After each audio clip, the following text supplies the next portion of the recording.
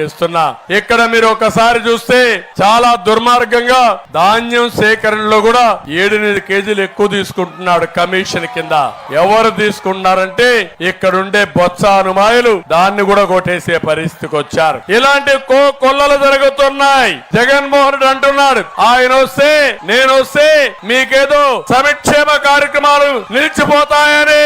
నేను ఒకటే మీ అందరికి హామీ ఇస్తున్నా, సంక్షేమ కార్యక్రమాలు పెంచుతాను, ఉద్యోగాలు ఇప్పిస్తాను, మీ యొక్క ఆదాయాన్ని పెంచుతానని మీ అందరికి హామీ ఇస్తున్నా.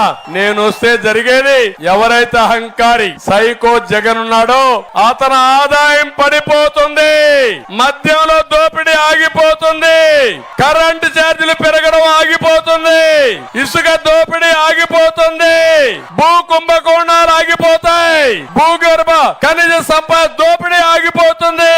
అది జగన్మోహన్ రెడ్డికి బాధ. పేదవాళ్ళకి ఏది ఆగదు, ఇంకా మెరుగైన సంక్షేమం ఇచ్చే బాధ్యత నాది నాది నాది అని మా పేదవాళ్ళందరికీ హామీ ఇస్తున్నా.